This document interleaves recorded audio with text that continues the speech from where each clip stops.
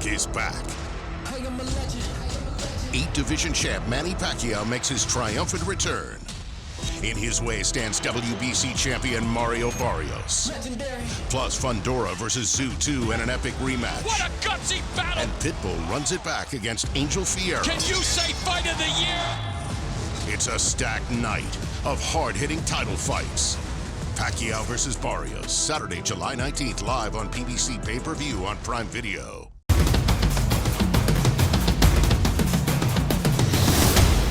Jay Martinez with Fight Hill TV here with Mikey Garcia here in Frisco, Texas. Hot as heck, right? It's warm. It's warm outside. You know, I can't complain too much because where I live, it's also hot. So, yeah. Mikey, so there's a lot to talk about. I love talking to you about boxing. You know, you give in depth of every situation that's going on in fights. The first thing I want to talk about is the Berlanga situation, or the Berlanga fight with Shiraz. Did you expect that outcome? And as well, what are your thoughts on it? You've seen about Berlanga saying that apparently Shiraz's hand wraps were loaded or something was suspicious about it. I saw Shiraz when he fought Caballo, and I could tell that he was a tough motherfucker right away. Yeah. I thought Caballo won, but you can see him, you know, Shiraz being tough and game. So when he scheduled this fight to fight Berlanga, it was not going to be no easy, you know, walk in the park for Berlanga. I think Berlanga was a little overconfident. I think he took the fight a little too lightly. Maybe not that he didn't train for it, but just I think even during the fight he took the fight a little too lightly, and he got a little too comfortable. And Shiraz took advantage. You know, he hurt him, knocked him down, kept dropping him 2-3 times possibly. Yeah, yes. So, you know, big props to Shiraz. Bigger things obviously coming his way. In regards to the hand wraps, I don't know what he's talking about. I don't see anything suspicious from the pictures that I've seen online. I don't see anything suspicious. They are signed by the commission.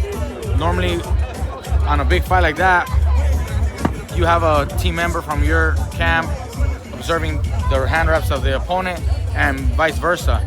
So I don't know why he thinks that there might be a Kalo. I don't know why he thinks there might be something with the hand wraps. Maybe he just hit so hard, man. Maybe he just hit so hard and that's what it is, you know. Maybe it's the first time he got hit so hard that he never felt that kind of power until now. He's thinking maybe it's something with the wraps, but I mean, that boy hit hard, you know. He hurt him. Mikey, I don't know if you can agree or disagree with me. After he won, boom, right away. Shiraz versus Canelo. You won Canelo. To me, I feel like it's a little bit too premature to get that fight just right now. But I mean, if they can build it up. They can build that up a little bit better. But that's what it is right now. They're gonna start talking about it. I think that's what it is. It's not next. I think they're gonna start talking to try to build something. Maybe 2 fights from now. Maybe Canelo has another fight, you know, or 2, and then they do something. If it grows enough to create enough attention, to create enough buzz, to sell the fight enough. But that definitely was a good victory for him. That could start leading him in that direction. Yeah, I mean, it's like when Crawford was talking about Canelo, we didn't believe it, and look where we're at now. Look at what's happening. So exactly, you know, a good performance like that puts you in a good position to call for bigger fights. And that topic of Crawford-Canelo, I don't think I've talked to you about it.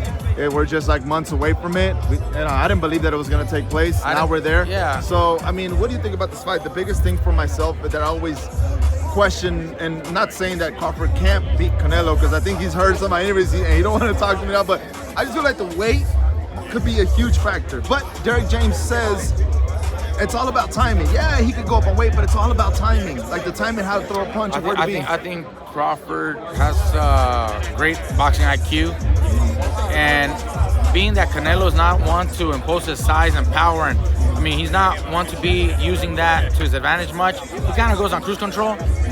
It's not as huge of a factor as people might think it is.